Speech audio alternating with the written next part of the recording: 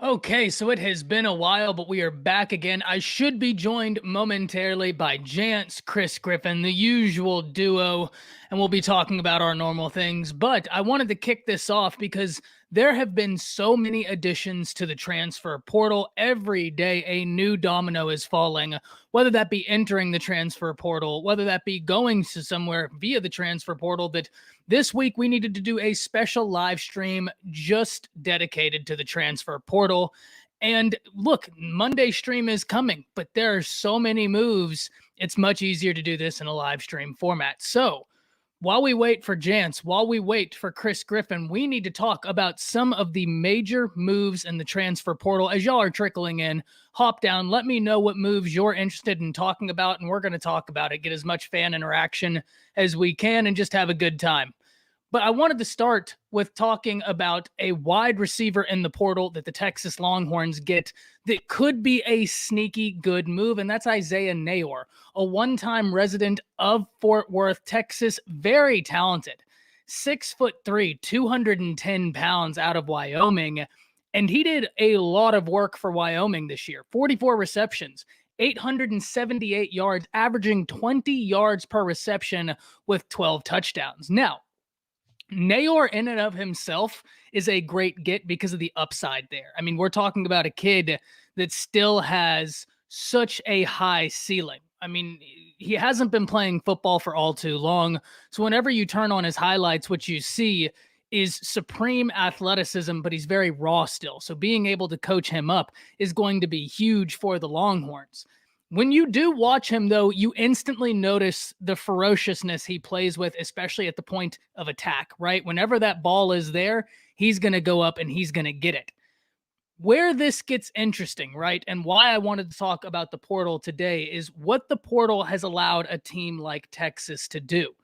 Right now, we're sitting here looking at the situation, thinking about it, where Quinn Ewers comes from the portal, right? Xavier Worthy, though in all technicality, I don't know whether you could technically consider him a portal acquisition. That was a little bit of a unique circumstance in and of itself. Boom. Now you're pairing Nayor with Worthy, with Bijan, with Quinn Ewers, and all that with your tight end positions that are looking good with Jaleel Billingsley. If he can go in there and be the player that he can be, that's all up to him. Now, it all relies on the offensive line, and I think that underscores the importance for Texas offensive line recruiting, because now that you have all of these weapons, the line is where everybody's eyes are going to be. So what does Kyle Flood do? Well, eyes are going to be on that room. So it's a good thing they've been able to recruit the way they have. Devin Campbell, a 5-star tackle, still out there. That's a battle we've got to get to. That's a battle we've got to talk about, especially when you're battling against the Oklahoma Sooners, right? Anytime we're talking about recruiting or anything, anytime we talk about a battle where it's these rivalries and these bitter rivalries, very interesting to me. But the transfer portal is a pendulum, and I think that's something we all need to remember. You're going to lose players to the portal, but you have the ability to get in players. It's just, how do you do this balancing act? And right now, Texas has done a good job being able to mitigate some losses, but get in talent. Supreme talent with Quinn Ewers. If that works out, that's going to be one of the steals of the transfer portal. I say steal, it's because he hasn't played tangible college football yet, but what a player he could be, right? So Texas has been able to do some good work. Isaiah Nayor is a name that I think we should all keep on the forefront of our minds going into next season, because he could have a big year and he could be a supremely fun player to watch. I'm really interested to see how the stylistic differences of Nayor and Worthy mesh, because those two together could be dangerous, and we know what Sark does with his route layering concepts. So I'm very interested in the Longhorns. I think Texas fans, Frightening is in here. He'll be the first to admit, if don't want to put words in your mouth. But the offensive line now is of massive importance. I'm really interested, Frightening. Let me know what you think about that. But, Texas isn't alone. Right. And we talked about Campbell, and we talk about how the transfer portal has allowed a team like Texas to go out there and get all of this great talent and what it can mean for them next year. But we also need to look right across the Red River at the Oklahoma Sooners. And it is absolutely unreal what the Sooners have been able to mitigate via the transfer portal. Now, whenever Chris comes in here, if JP joins us tonight, And whenever Jance joins us, we're going to talk about this deeper. But I want you to think about this real fast. I want you to think about the coach that is so great at recruiting. And Lincoln was a great recruiter, right? Like, say what you want about him now. And a lot of it, the way he left, incredibly shady.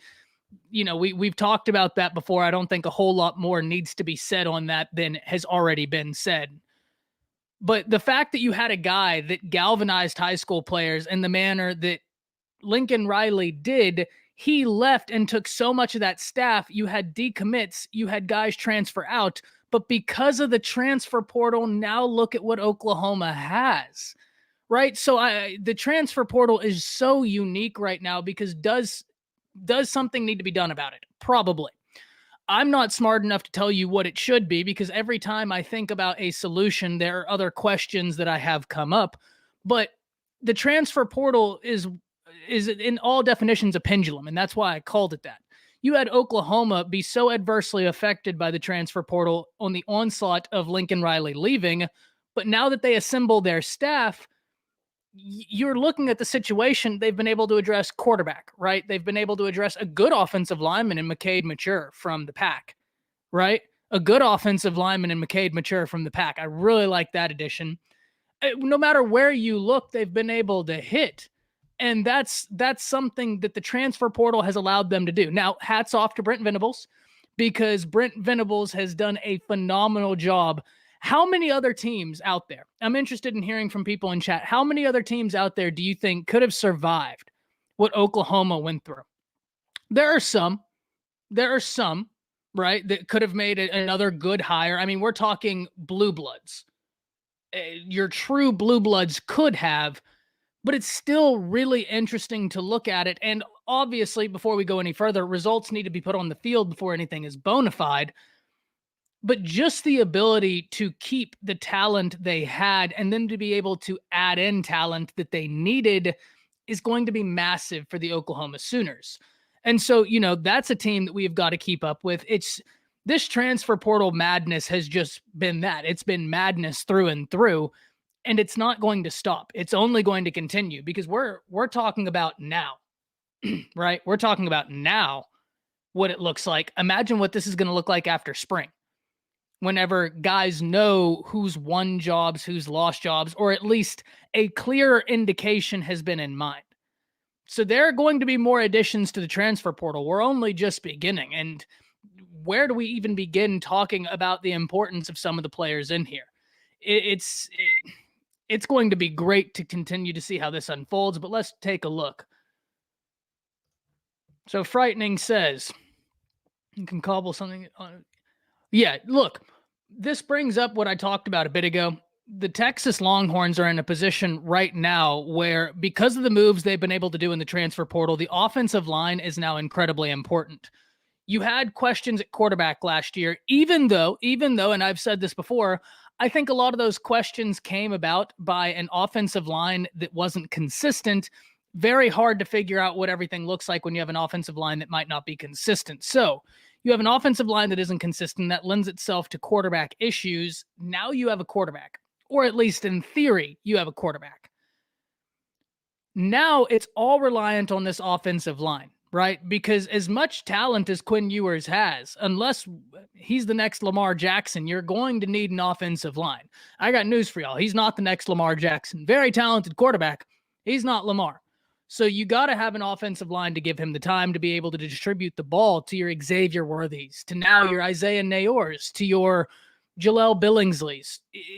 We can go on and on and on, but the simple truth of the matter is now everything relies on that offensive line. So that's very interested to see what the spring battles are going to have in that regard. Campbell is a major prospect for both the Oklahoma Sooners and the Texas Longhorns. And I mean major prospect for both of those institutions.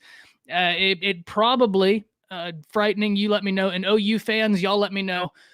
I don't know that it's a stretch to say that Campbell is probably the most important player on the board for either of these institutions, right? I mean, I think that's just the honest truth of it. If we're looking at Texas, Campbell would be the cherry on top of what has been a very successful offensive line haul for them. If we look at Oklahoma, it'd be much the same. They've been able to use the transfer portal, get some offensive line guys in.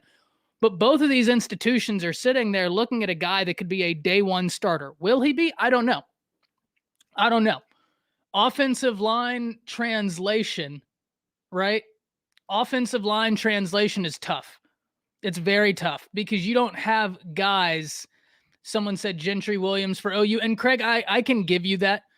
We'll talk a bit about why I do agree with you there. I'm going to give you the opposite opinion, but I do agree with something there. And we're going to talk about that.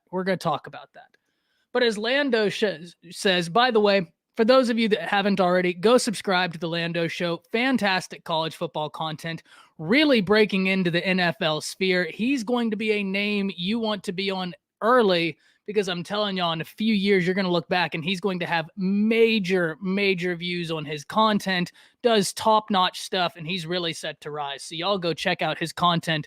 It's unbelievable. But like he says, you show him Devin Campbell, and he's a Longhorns fan, he's going to be the happiest he's been, and with good reason. I think most Oklahoma fans would feel the same way, right? That's a guy who could come in day one and be a massive piece. So that's a battle we have to watch. That's a battle we absolutely have to watch, right? What that means going forward, it's huge for both programs, because both programs are going to be breaking in a new quarterback, and you want to give that quarterback every opportunity for success you can. Devin Campbell's a guy that can give you that, right? Frightening says for sure. Most important. Now let's talk about this, right? We're going to get back to but the Gentry Williams, and I'm going to tell you, Craig, why I agree with you and why I think the adverse is also true. I think that you're right in the sense that you got to lock up your state. You've got to lock up your state. And especially what Gentry Williams brings to the table as a player, man. I mean, he's a phenomenal player, phenomenal athlete. And so you got to get guys like that. You have got to get guys like that. You can't let guys leave your state. Now, that being said, recruiting has gotten so national that you're not going to win all the battles in your state. You're just not, right? Prime example. And I say this because as the sign behind me says, geez, I am an Alabama fan. You want to know a prime example of a team that recruits as well as any team, but got beat not solely because of a prospect that left their state lines, but I mean, it certainly didn't help. Think back to when Justin Ross left Alabama. You're talking about Nick Saban and Alabama recruiting you. He leaves, goes to Clemson, and then just absolutely lights Bama up. So I just bring that up to make the larger point of you're not going to win every battle in your state, no matter how hard you try, no matter how much you think you should. You're just not. But if you can help it, you want to win it. And so, Craig, I do agree with you in that aspect. Getting him in would be major, and it would be such a tone setter for this new staff, especially Jay Valai. I think that would be massive for Jay Valai.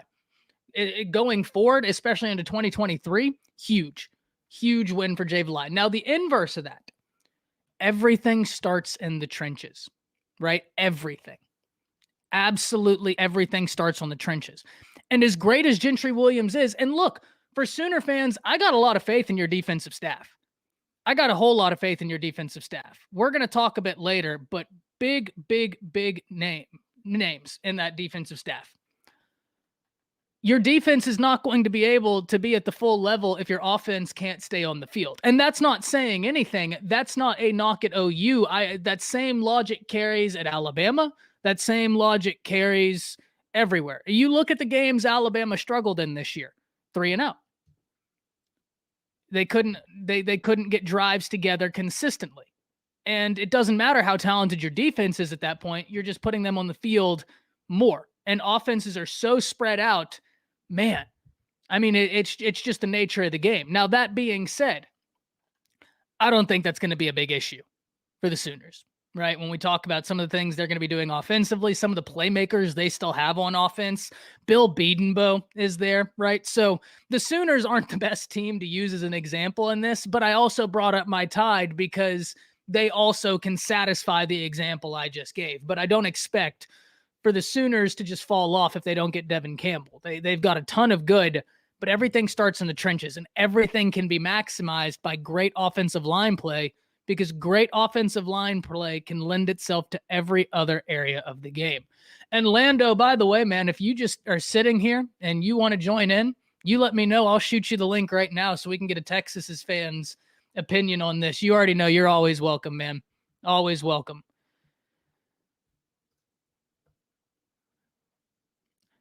Donald, I think you're talking about Josh Jacobs a few years ago. And another thing, I've talked about before, we get so caught up in stars. This is a conversation for a different time, but just answering your point, we get so caught up in stars.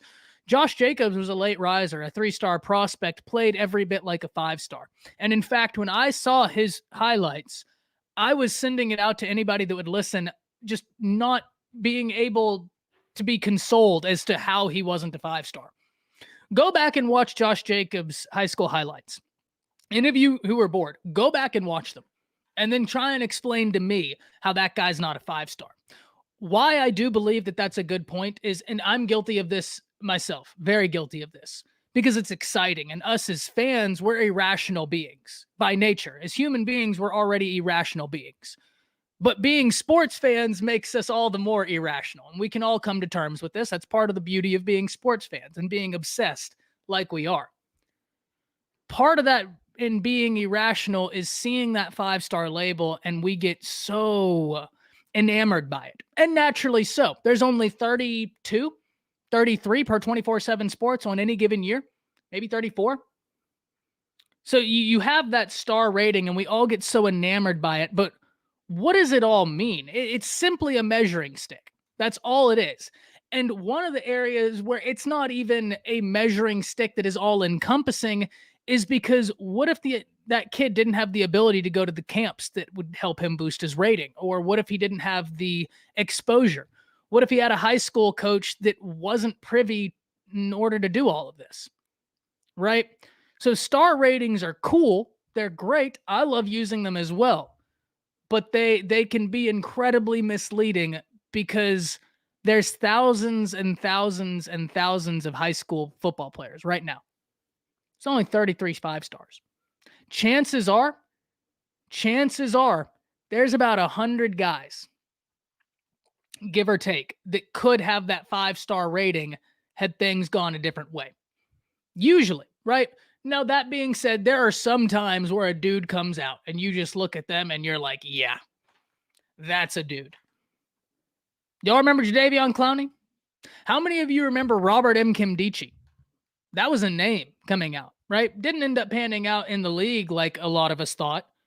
But coming out of high school, my God, Robert M. Kimdichie? Whew. So there are your very rare occurrences of a guy that's just like, okay, well, that's a 5-star no matter what we do, right? That's a 5-star no matter what we do. But very few occurrences of that. Let's see. Yeah. Like Spencer says, there's so many instances of guys not being 5-stars making it. And part of this is, right, because I know that some people have said you can bring up numbers. Part of it is just a pure numbers game. If I present you 30 marbles, right, and I say, okay, well, those marbles need to make it till the end of the month without being lost. But I give somebody else 200 marbles. Even if they aren't statistically as good as keeping up with them, the chances are is they might have more marbles at the end of that than you. And it's just a pure numbers game. There are so many more players that aren't 5-stars than are. So, going to be interesting to see for sure.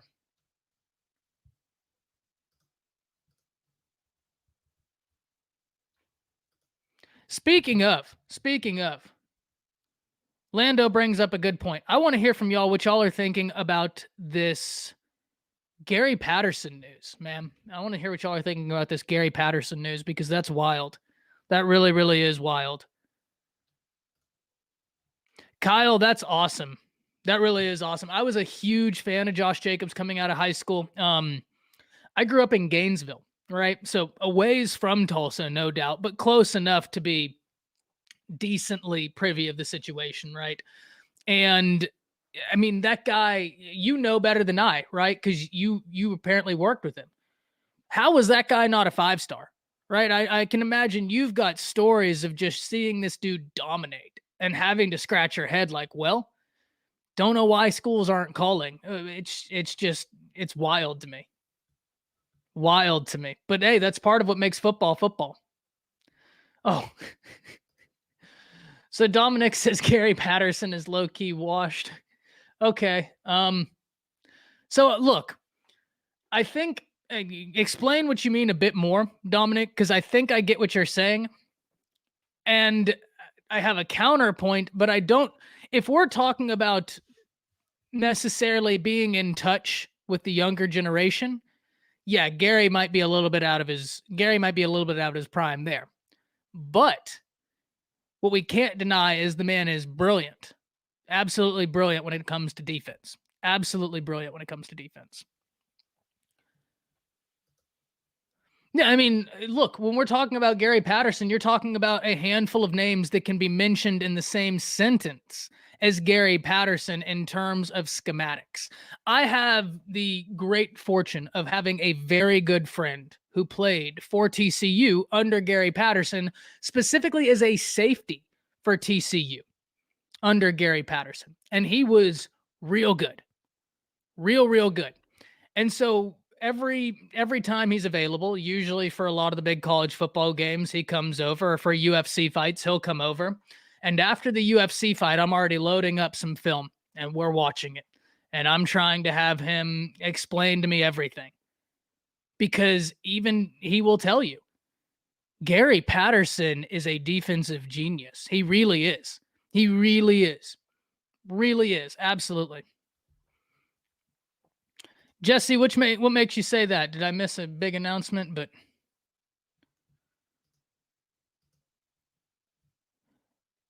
mystery PK is going to be the defensive coordinator right now. Gary Patterson is essentially Dwight Schrute. He's not. Gary Patterson is special assistant to the head coach.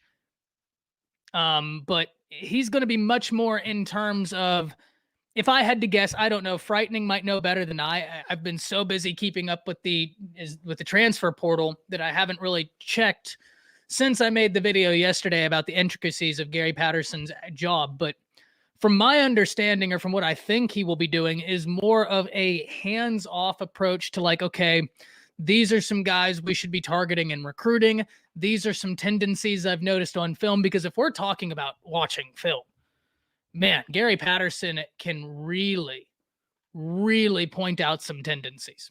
I mean, really point out some tendencies. So, yeah, I think it's going to be intriguing to say the least. The one thing that I questioned at first was how many alphas can you have in a room? But once reports came out stating that he and PK had a meeting, I wasn't worried about it. The hire wouldn't have been made if PK and Gary Patterson had a meeting. David, as far as I'm aware, let me check because I am getting a bunch of notifications via Twitter. So let's see what this is. But as far as I'm aware, there hasn't been too much updates on Dart and Trig.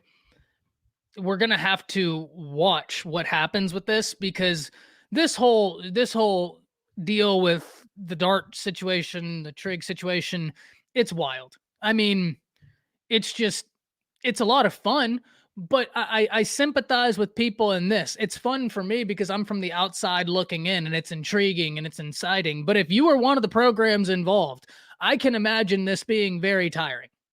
Very, very tiring, especially with what's on the line.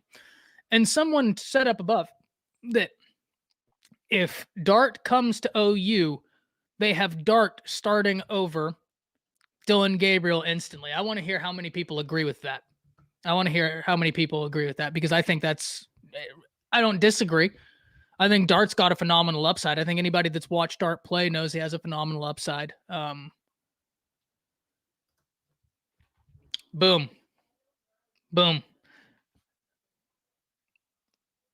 Look, that's 100% true. What Lando just said. Gary Patterson is still in touch with Oshwan Mathis, right? Oshwan Mathis would be a massive win for that Longhorns defense. Lando, what's the play with Jatavion Sanders, man? I mean, because coming out of high school, if you would have gone and watched a game with me, I think there would have been a point where we looked at each other and said, "What position is he going to play? Is it going to be tight end? Is it going to be defensive end?" I genuinely never knew when I watched him play football. I just knew he dominated it everywhere they put him. So we got some people agreeing with Jackson Dart starting. Chad doesn't agree. Chad, glad you could join us. Chad, friend of the show, always coming in. Glad you're here. Craig, no, you don't think so? Okay. Dart sits under Lebby. Okay.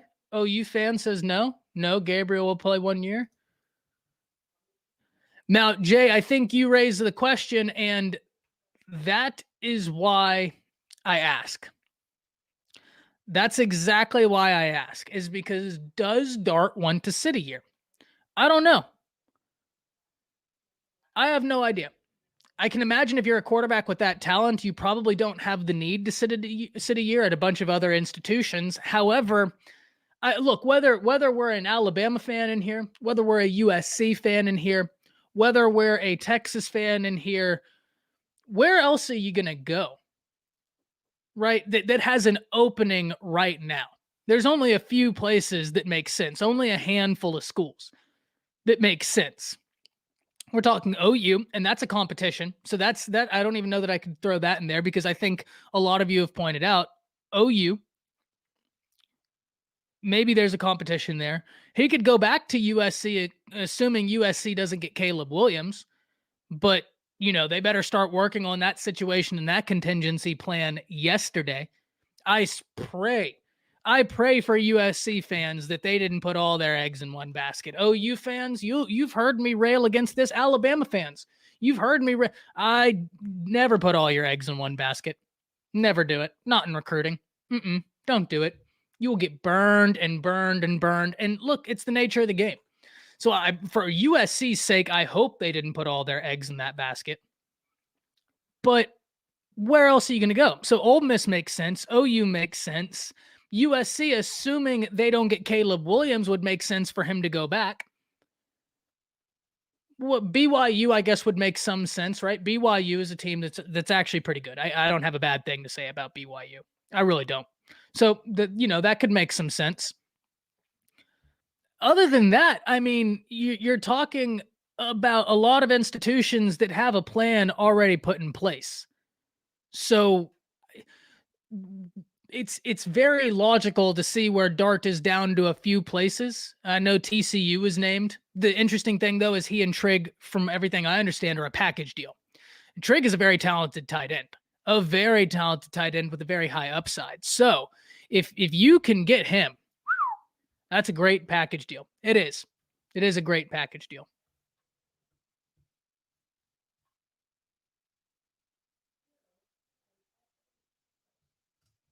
So Bombs makes a point. He says Bryce Young wasn't ready last year. He needed Mac. Dart would be in the same situation if he went to OU. He needs to hone his craft under a mentor. Truly feel like it would help. Here's where I completely agree with you. I think that Dart has the ability to play now, but I do completely agree. I think in a best case scenario, you could have him learn. You could have him learn for a year. But I think I could say that about almost every young quarterback, right? I think it's certainly a product in the NFL too.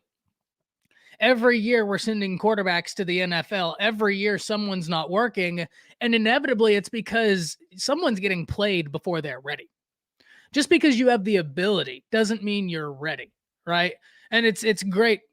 I'm not going to talk about it, but the Kayvon Thibodeau interview he did say one thing in there where he was like, "Oh, well, I didn't like that being told to me."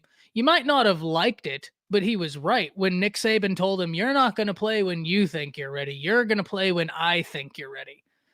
That's absolutely the mantra that needs to be happening. So it is going to be interesting to see, right? I think in a perfect world, most of your young quarterbacks would sit. Dart has the ability to not. So that is going to be interesting. Chad says Caleb is coming back. Chad, why do you think that? Why do you think that? Lando says you've always wanted to see Jatavion Sanders on the edge. Me and you both. But I'm privy to defense. I'm really privy to defense. I've always loved defensive football.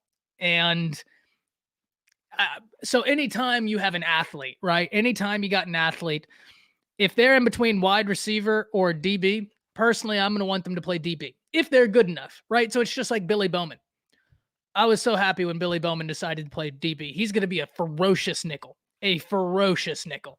He's going to be a dude. I'm really excited to see him continue developing because I really think the Sooners have someone there. Going to be really interesting to see what he does in this new secondary as well. Going to be very interesting to see what he does there. He said he wants to play tight end. Hey, he's got the ability to do so. So absolutely let him do so.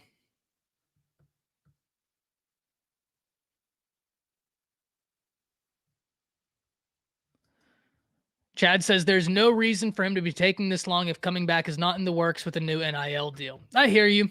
This situation, it's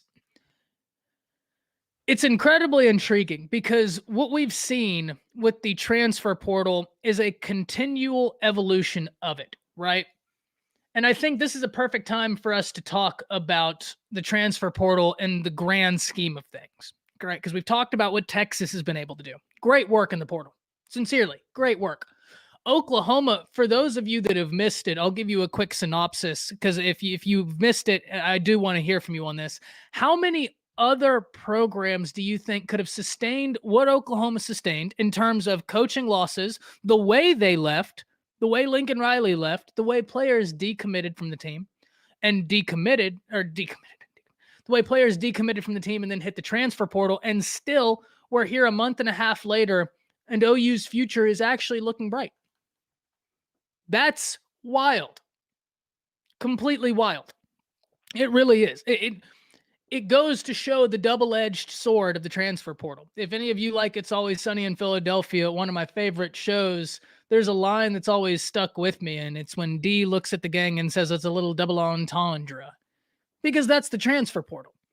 It can be your best friend or your worst nightmare.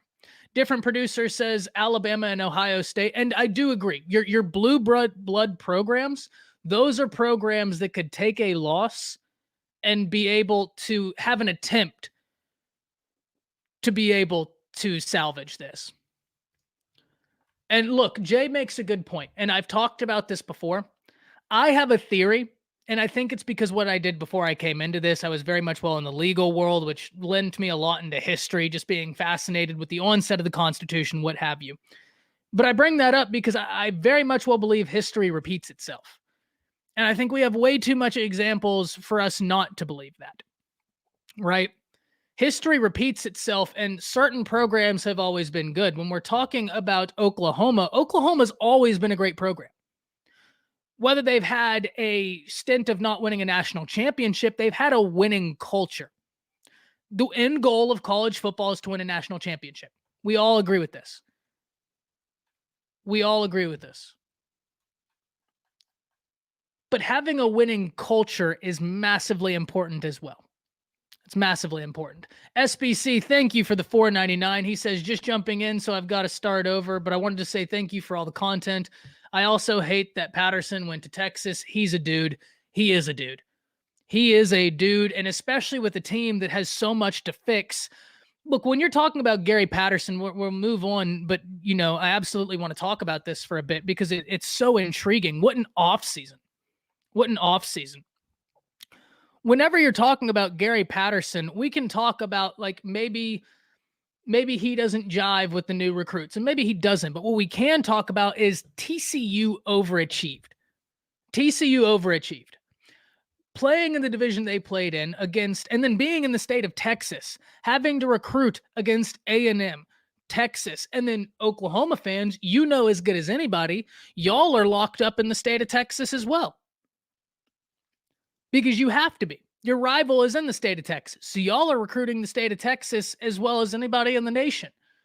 The fact that he was able to put together the seasons he was, he knows how to create a winning environment. Now what happens when he has the resources of the Texas Longhorns? It's something we have to watch. Definitely is something we have to watch.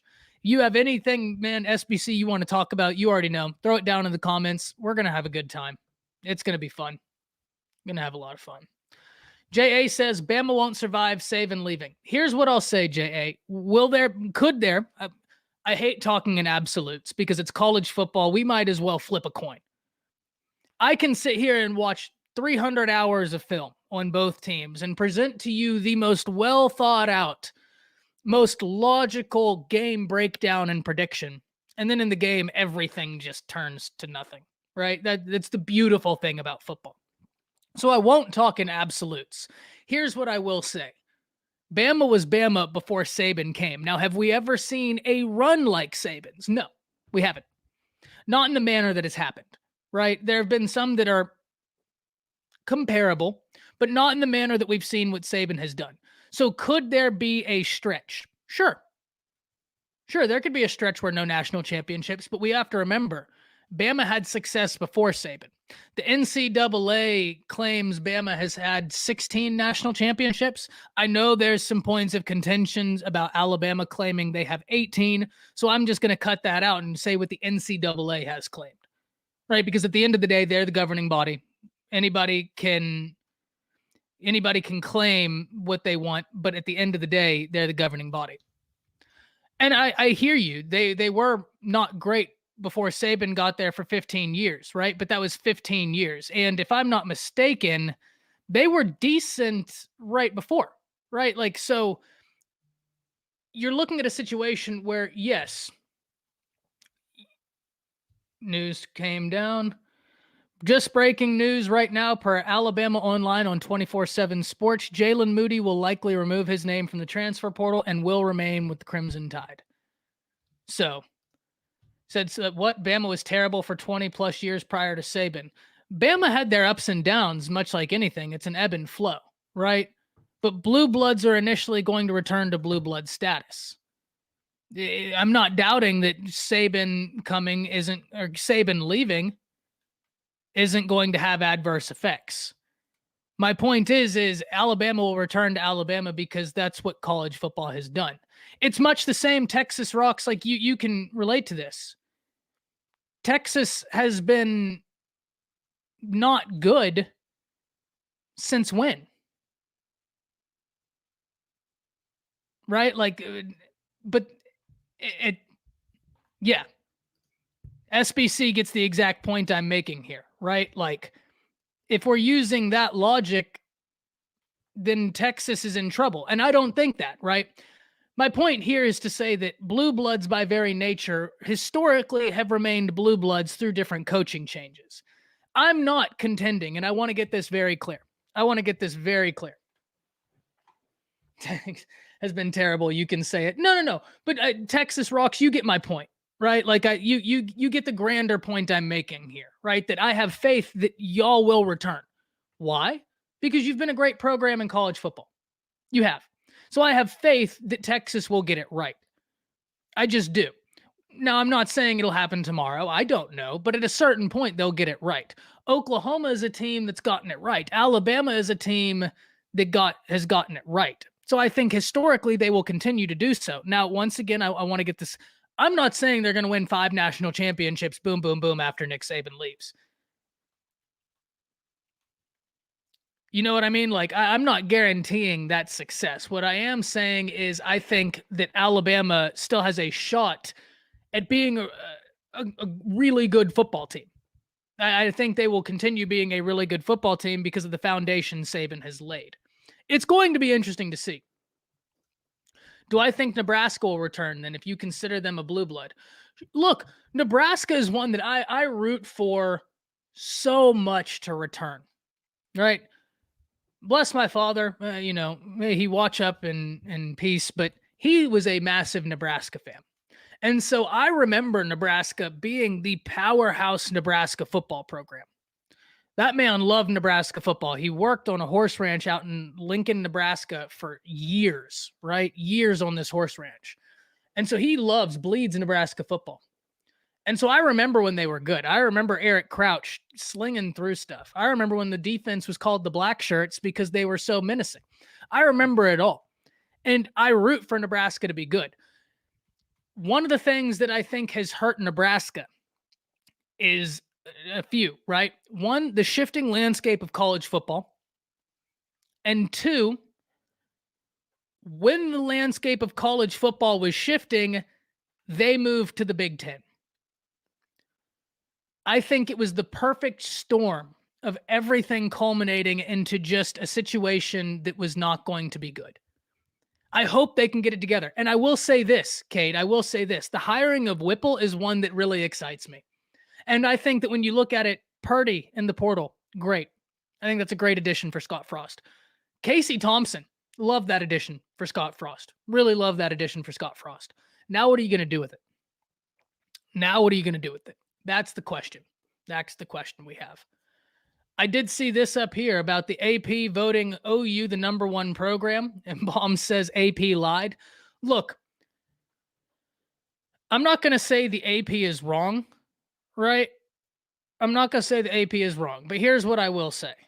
There are programs that have won more national championships, but at the end of the day, if I'm not mistaken, OU is the only team. There's something about like a winning percentage per seasons they've been there. OU deserves to be in the conversation. They truly do, because they've had a winning culture, right? It's just like we talked about at TCU. You might not have won the national championship, but you overachieved. Did you create a culture that lent itself to some form of success? Well, in TCU's fashion, it did, but not the success that many thought they could have. In OU's fashion, it's translated into wins. And people don't base success on 10-2 seasons. You're right. You're right. But we also need to recognize that there can only be one national champion every year. And that doesn't discredit teams not being great if they don't win it. You get what I'm trying to say there? Right? Like, OU is a phenomenal program. They're consistent. Black put it up and he's 100%. They're consistent through and through. And because of that, look, they deserve recognition. They deserve recognition. I got love for OU because of that consistency. I really do. But it's for the same reason, right? Well, even if I wasn't an Alabama fan, I'd have a lot of love for what Bama does as well. I would. There are certain programs that if you really are intrigued by the history of college football, how certain things have come to be, you kind of have to be at least intrigued by their program. OU happens to be one of those programs. I'm not an Oklahoma fan. I got a big Roll Tide sign back there with an Alabama book, 2 books on Nick Saban, right? A bunch of Alabama stuff over there, a bunch of football cards for Alabama players. But look, there are certain schools that like you gotta be kind of enamored by in their runs, like Yale, right? We don't talk about Yale, but what about Yale's championship runs? I mean, goodness gracious, I know it was a long time ago. Someone in the comments is going to laugh at me, and deservedly so. And deservedly so. But it's teams like that, right, that just kind of lend itself to this overarching, beautiful history of college football. And it's an imperfect history, but it's awesome. It really is awesome.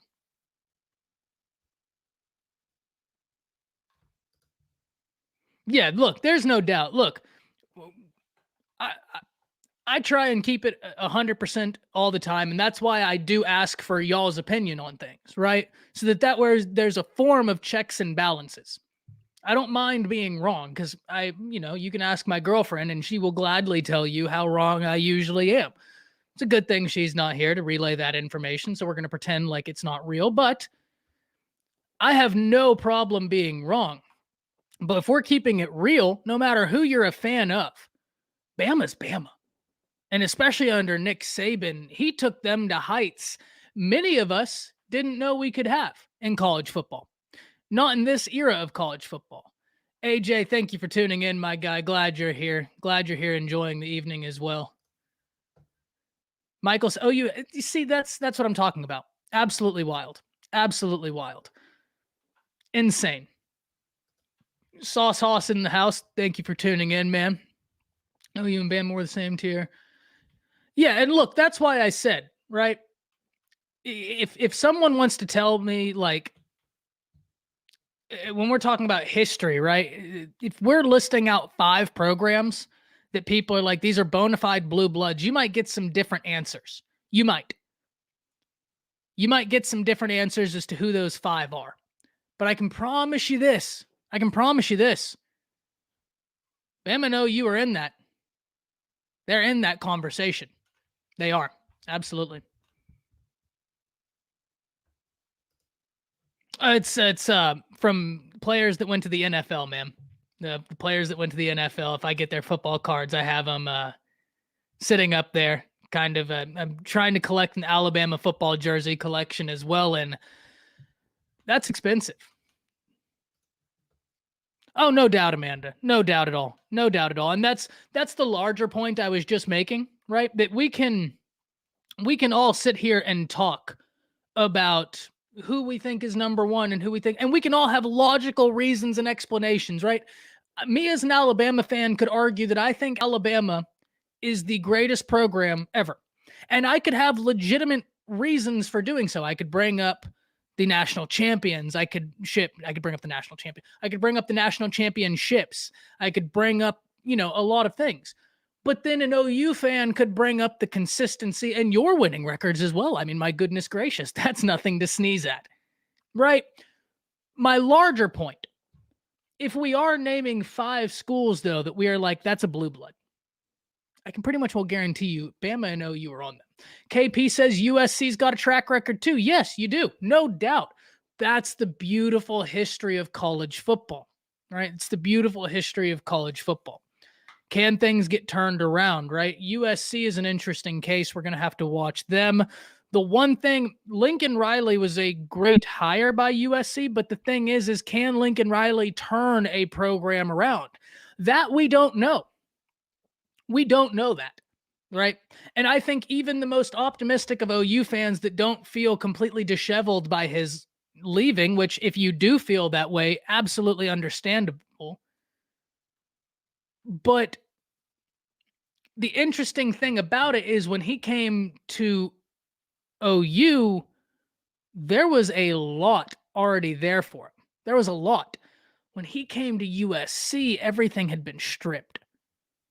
Everything had been stripped, right? Clay Helton had left.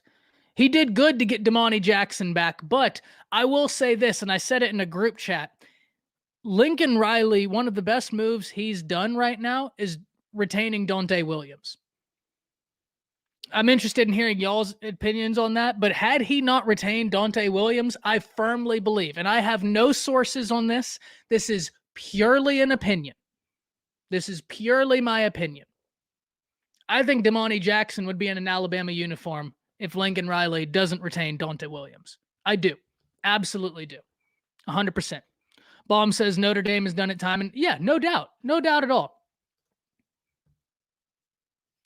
Well, it's been a rough stretch, Marco, but what we can't deny is the consistency that OU has, and that's a consistency that should be a standard at every program in the nation, right? It really is. Oh, man. Sean Alexander, one of my favorites. Absolutely one of my favorites. So J.A. asked, what do I think about Jackson Arnold? Interestingly enough, he's right down the road from where I'm currently living right now in Denton, Texas, and he's a dude. Denton, Texas is loaded, though. I mean, loaded with talent. Bear Alexander was here, right? We were talking Jatavion Sanders, Billy Bowman, Bear Alexander, Jackson Arnold, Noah Kane was at Denton Geyer for a while before going to IMG. It's just wild, the talent right here. It's incredible. But Jackson Arnold is a dude. Jackson Arnold is an absolute dude. All the major, yeah, no, absolutely. Everybody has up and down stretches, right? Every team has up and down stretches. College football is a wheel, right? The way I look at it, it's a wheel. And you have your programs that have spokes on the wheel. And the better the program is, or the blue bloods have more spokes on that wheel. And so if you can imagine that each spoke is an era where that team will have dominance, your teams such as OU or Alabama having more spokes on that wheel, a Notre Dame having more spokes on that wheel, have a higher opportunity for success. Not because history dictates the future, but because history is a great predictor of the future, absent massive change. I liked that. That came out well. That's one of the few thoughts I've ever had come out of my head really well. I'm interested in that. Really turn it all around. And Josh, this is the question, right? Because I'm going to be real with UFC fans, right? I was real with OU fans, and I said I absolutely think Lincoln Riley did OU dirty. He did. The way he left, right, wasn't cool. We get it. People leave for jobs in college football all the time. We see lateral moves all the time. That's not a problem. It's the way everything happened that left a bad taste in your mouth. So we get it. But if we're just being 100% real here, it doesn't matter whether we're USC, OU, Alabama, remove fandom from the conversation and let's talk objectivity instead of subjectivity. Objectively speaking, as great as Lincoln Riley has been offensively, we have not seen him turn a program around. We have not seen him turn a program around. He was given OU. And what have I just been talking about? What did we just get done talking about, right? About how OU has been one of those programs that has been in national prominence for so long. And so that's what you have. And USC is a great program historically. I will not take that away from USC. And if we're being objective, USC is a great program. USC is not in the state right now that OU was when Lincoln Riley took it over. Am I saying he can't turn it around? No, I don't know. But I am very intrigued. And I think that's a fair statement. Actually upgraded? I will wait, Anthony, until games are actually played to say that OU upgraded. Because that's a big statement, right? That's a big statement. Lincoln did great work with y'all. He got y'all to the college football playoffs. And before anybody says they got beat, they made it. How many teams have made it? Very few. Very few. They got beat by a Georgia team that was real good. Real good Georgia team. They got beat by an LSU team that was historic.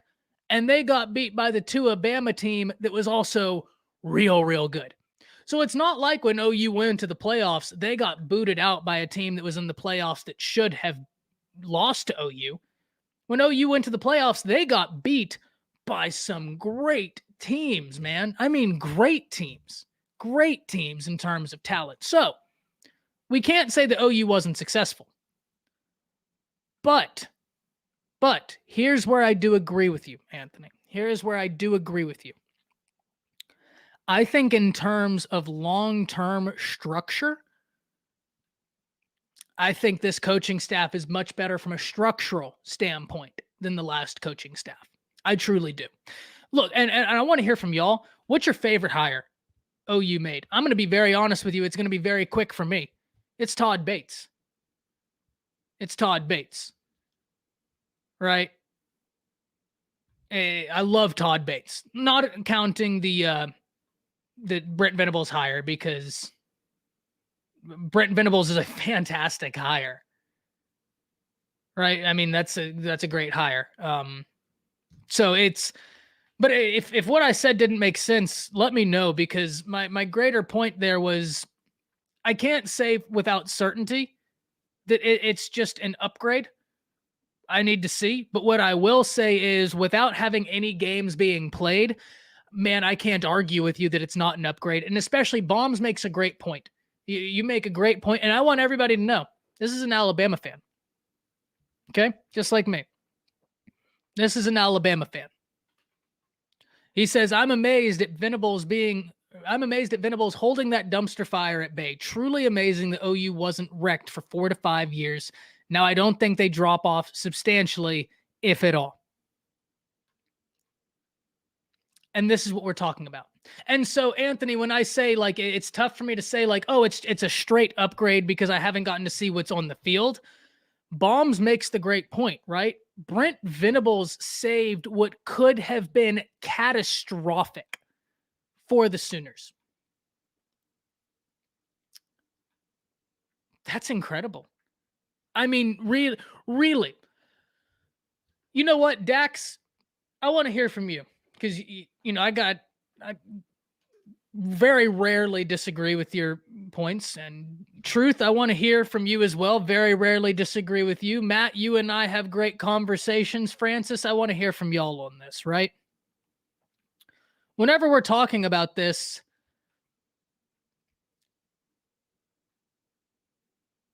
if everything wouldn't have happened, OU fans were worried, and reasonably so, right? Because your future is so up in the air. But when you get this coaching staff in, right, and it's Brent Venables, and you feel good. You feel good. But then you look and it's Todd Bates with Brent Venables. You look and it's Schmitty with both of them. Then you look and it's Chavez as well. And I start painting this picture. And then you sit back and you look at this portrait that's been laid in front of you and you realize it's a damn good portrait. It is. And that's what OU has had right now. It's going to be awesome. Let me go through, hit some comments as we're winding some things down. And like I always say, true. Very true. Love that hire as well, JA. Great hire. And Chris, that's my main point there. I see what you're asking. Yes, I can. And here's why. Because I do believe you have a very logical and reasonable question because we haven't seen the product on the field. I think we can say that Venables saved Oklahoma in the sense of had Venables not been there, who knows what happens. So is it going to translate into wins? I'm not sure. I'm not really worried about OU being bad on the field because, like we talked about, OU's been so good on the field. And when you look at the coaching staff, I expect them to be good. I expect them to be very good. What next year holds, who knows? You just lost a lot of talent. You got a lot of talent in, but you lost a lot of talent. New coaching staff. That usually takes about a year to really start meshing before you really hit full stride. So it's tough to say. But what I can say with full certainty is the way Brent Venables mitigated the losses and then worked the transfer portal, he saved OU from something very dark. Let me know if that's fair or not. If you disagree, by all means, please let me know. And that goes for everybody. I have no qualms with being disagreed with. It helps us all learn.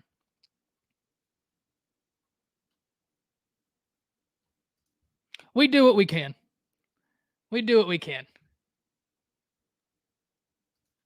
Hey, Trevino.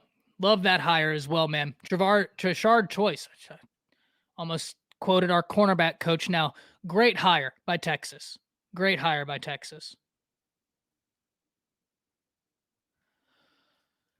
I don't disagree at all, Dax. And this needs to be said. Thank you for pointing this out.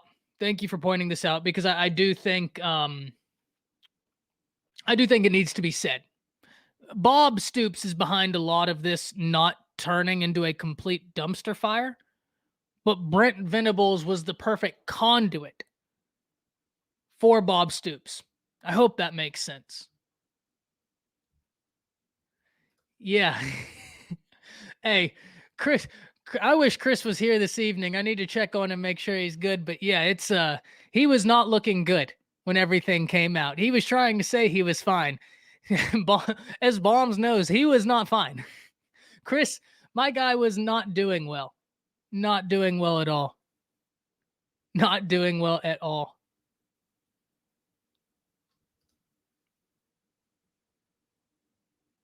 No, yeah, look, Clemson's defense was awesome, EXO, no doubt about it. And if we look this year, I've had some people say, like, when they're trying to kind of push back on Brent Venables, they've said, well, look at Clemson this year. Clemson was terrible. But Clemson's defense wasn't terrible. Their offense was awful. Their defense wasn't terrible. That wasn't the problem at all. Not in the least.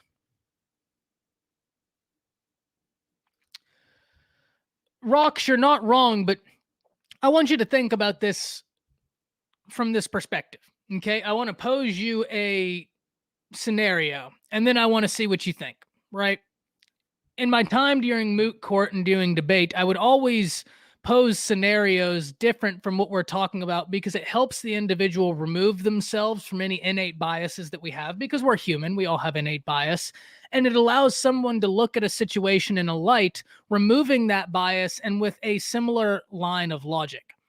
If Texas was in a position where Steve Sarkisian tomorrow up and left for Washington, okay, and you look at it and Quinn Ewers goes with him, Xavier Worthy goes with him.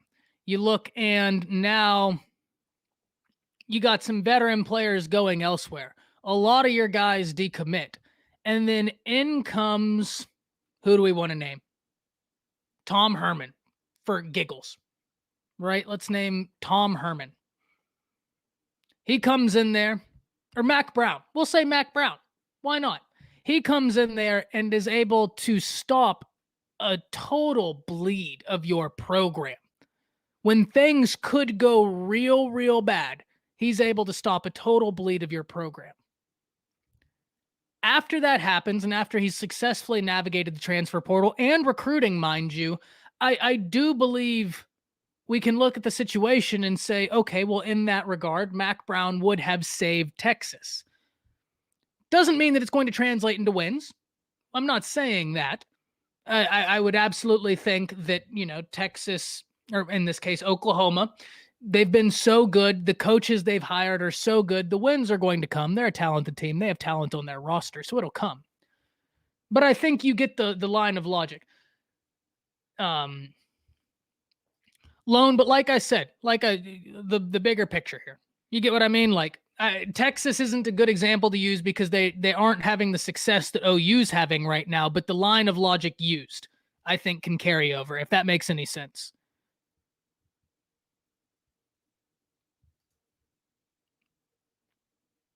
Oh, KP, I'm not comparing Washington and Texas. I'm just using it as a logical example, right? Of saying a coach leaves in the night to go somewhere else, and now you're sitting there in a situation where you've got to do something quickly.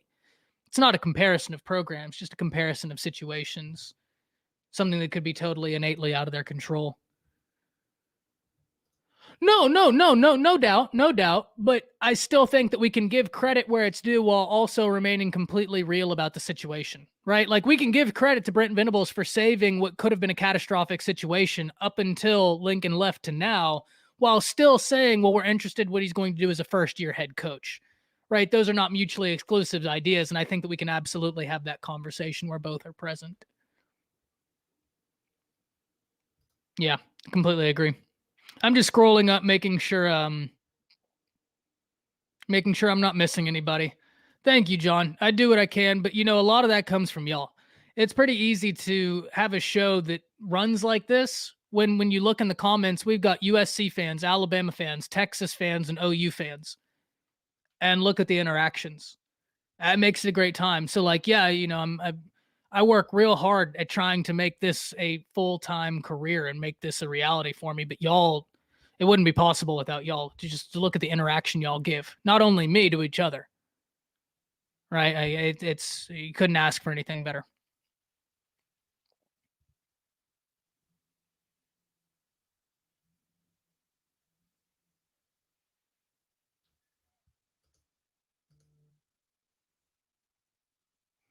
Yeah, I am. I am interested in seeing what Texas is going to look like. Very interested in seeing what they're going to look like.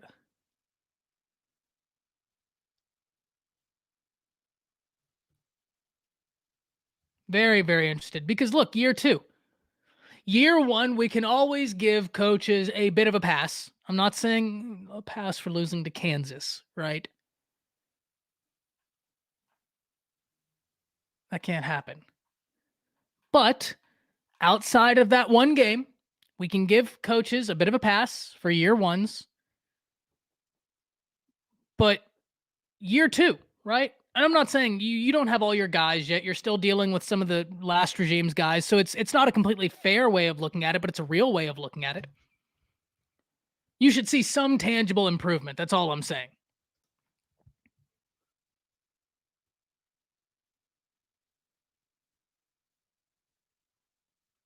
You know what, Sooner Born, you brought up something I wanted to talk about earlier, and I lost it in the comments. But can OU? Someone asked me if OU can compete in the SEC with this staff. I mean, that's an SEC staff. That is absolutely an SEC caliber staff. That is a fantastic staff. Oh my God, that's a fantastic staff. Y'all know I've said it time and time again. Todd Bates was a home run hire. Oh my gosh, home run hire. Former Alabama Crimson Tide player, one of the best in the business.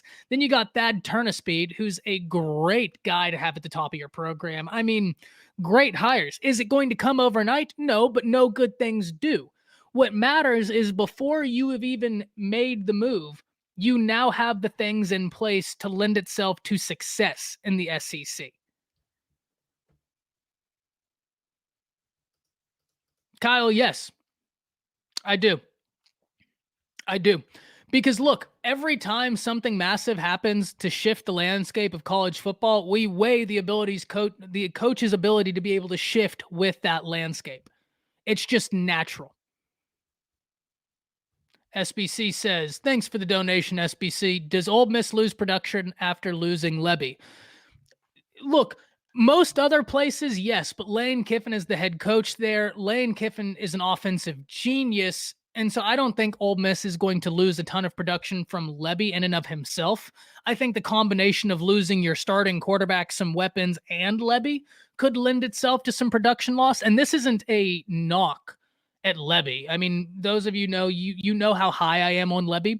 You're combining Kiffin's system with Art Briles' system in this amalgamation of what offenses are trending towards, right? Like it's an RPO based offense, but pinning it down exactly is not that simple. I mean, we can throw blanket statements out on it all we want to classify it, but it intrinsically takes from other systems and is this amalgamation of others. So do I think Ole Miss could have a production loss? Maybe, but I don't think it would solely be because of Lebby. And that's not because Lebby isn't a phenomenal offensive coordinator. It's because they have Lane Kiffin. They're one of the few programs that could lose a guy like Lebby, then look at the top and say, yeah, we still got Lane. So you'd want to keep Lebby. Let's get that mistaken. But yeah, Kyle, like I said, anytime you have these sweeping changes in the landscape, yeah, I mean, we're going to view coaching tenures based on that. KP, thank you for the donation. He said Alabama needed USC coordinators to win those national championships, but Alabama was winning them before the USC coordinators came. So I agree. Lane Kiffin was necessary in order to revolutionize Alabama's offense. That was just an incredible timing when he came in. But at the same time, Bama had been Bama. Now, did it help? Sure. Absolutely, it helped.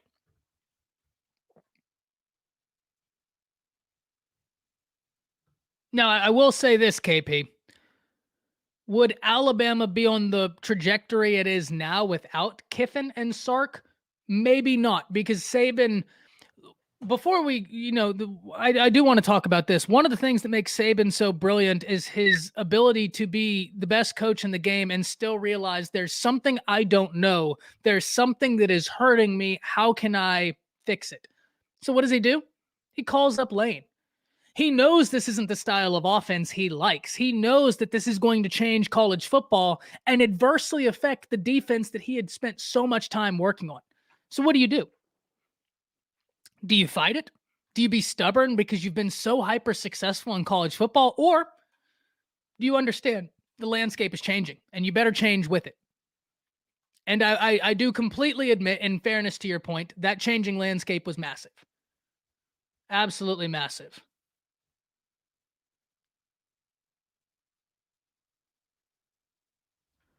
Marco, I agree. Nayor to Texas is a great move. Him with Xavier Worthy, with Bijan Robinson, with, Jaleel Billingsley, with Quinn Ewers. Now it's just all reliant on an offensive line, really putting the pressure on Kyle Flood. William, I don't take calls yet, but I think this is a great time to talk about this. In the works is coming I want to do another live stream every week, and that's going to be a call-in show. So I'm figuring out how to do that so that we can have much more fan interaction. So that way one live stream is a bit more structured as far as content, one live stream, very interactive with the fans. And if we have turnouts like this, where it's just so much fun, I might up it to 3 a week. We'll see.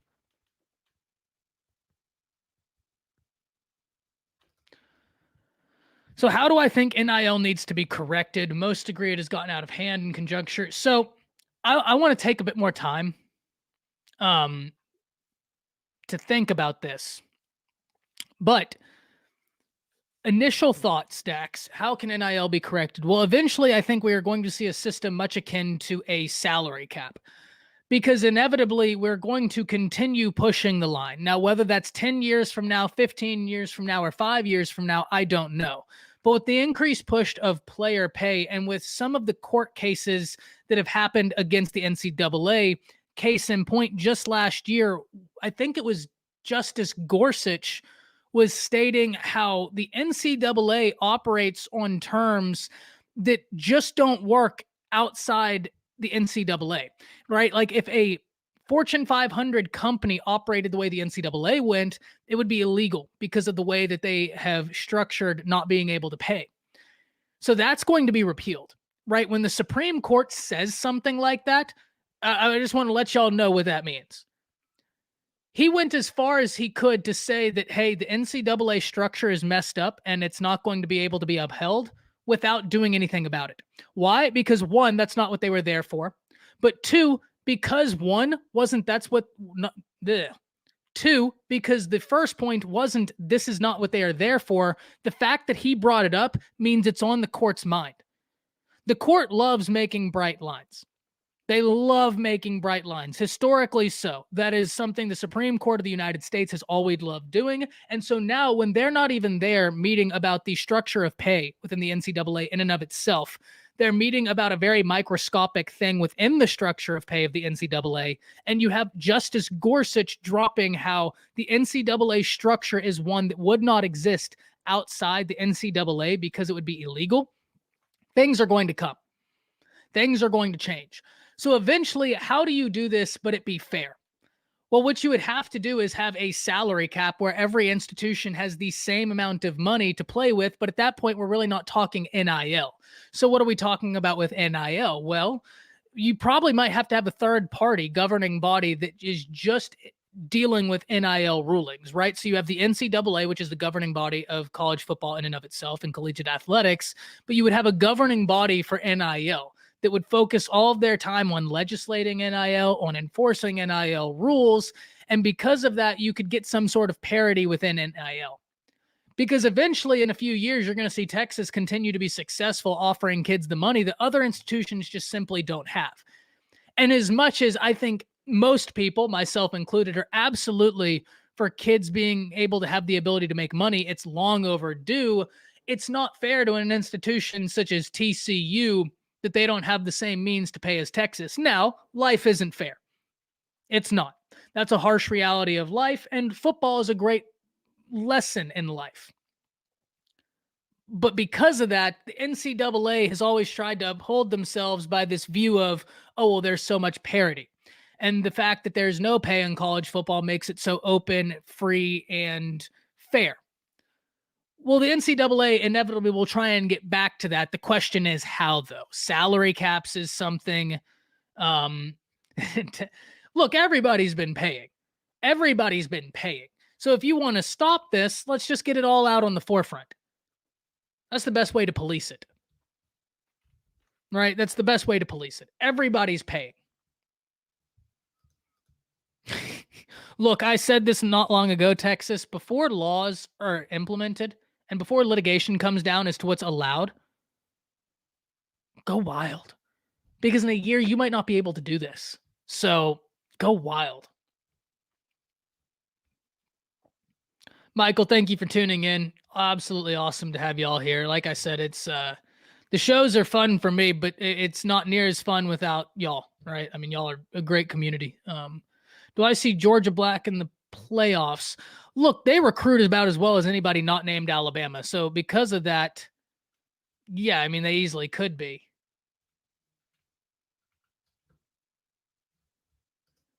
Yeah, right. Like there's a there's a whole lot to unpack in that statement, Aaron, and I think I'm getting what you're putting down. Yeah, right. Like it is what it is. Um, and like Roghen says, one thing that we've kidded ourselves for too long about, and this is going to be my last point before we close tonight's show. One thing we've kidded ourselves about for far too long is that college football is amateur. It's not. And there's no way it can be. And the reason there's no way it can be is you have a coach, right? I love Nick Saban. I love Nick Saban. And if we're talking about value added to an institution, one could argue he's underpaid. You have a coach making $9, $10, $11 million a year. Good for him. I'll never rally against anybody making money, ever. But you also have players who weren't getting anything other than a scholarship. And we can talk about, okay, well, this scholarship is worth X amount of dollars. I had a scholarship to the University of North Texas where I went, and I didn't give them the monetary value back that these football players give them. Right? But I was on that same scholarship. Well, same. You get my point. I was on a scholarship, but I didn't give the university the monetary value that the football players gave them. But I was still able to make money off of my name, image, and likeness because of my abilities in moot court. I could tutor people. I could do this, that, and the other. Next live stream is Monday, 5:30 Central Time. Every Monday are going to be live streams. I'm going to create a poll here in the next few days. We'll talk about it again on Monday, seeing when the most people are available for the second show. Gabriel Johnson says, go Mean Green, fellow UNT alumni here. Go Mean Green. I'm sitting in Denton, Texas right now filming this. Got the UNT notebook behind me that is actually my notebook. Cinnamon, you could have let my guy, you got to let me have it. Let me have the point. You don't have to rub it in. Oh, we know UNT's terrible. Let me have this point, Cinnamon. Damn it. Yeah, Nick Saban's brought millions to the state of Alabama, no doubt.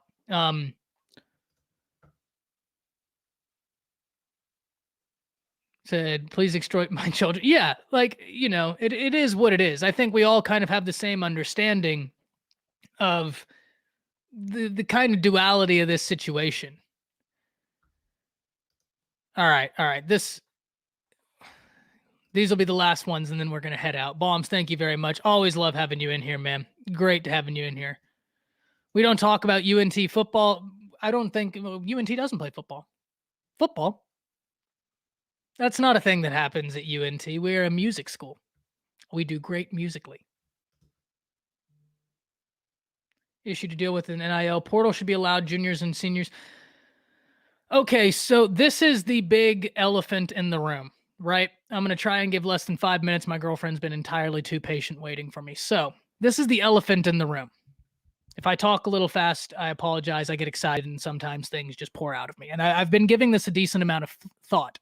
The tough part, Marco, about relegating it to only juniors and seniors is in the situation like we saw with Oklahoma, where Lincoln Riley then just ups and leaves, right?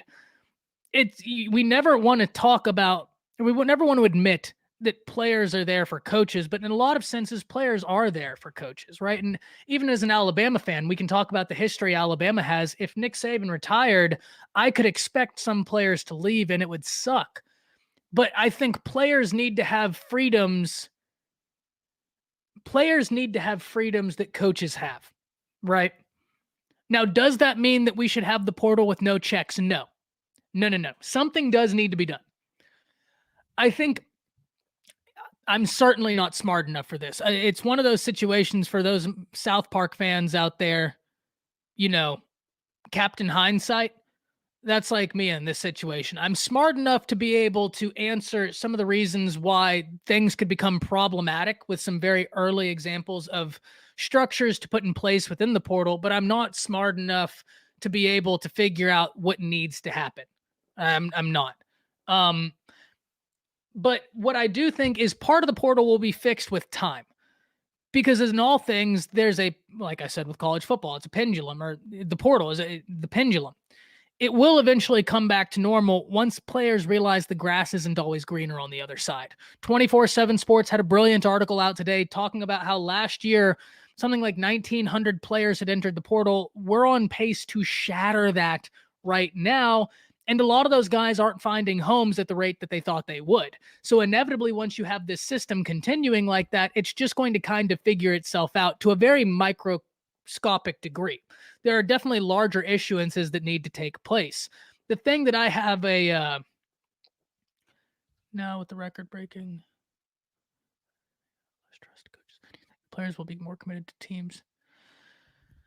I don't know, Dax. Look, because you bring up a good point, but with the existence of the portal, I think that kind of undercuts the ability to be too reliant on an institution or too loyal to an institution where you have the ability for coaches to dodge and, get out of town. With the existence of the portal, now that's there as well. So, now, Cinnamon, you told a mouthful here, and this is something I want to talk about later. The NCAA in and of itself is problematic. It is. We'll talk about that to a higher degree. But guys, with that, I got to head out. Next live stream, 5:30 Monday. We'll go a bit longer on that one because we got a lot to talk about. Hopefully the boys will be joining me.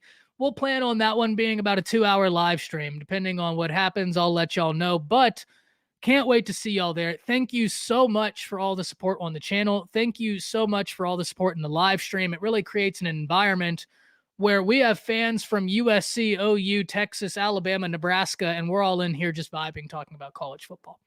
Trash talk is a ton of fun. But when it's done like this, it's more fun for everybody. So thank y'all very much for tuning in. Y'all enjoy y'all's evening, and I'll see you tomorrow when I do more videos, but I'll see you on live on Monday. That's it. See you.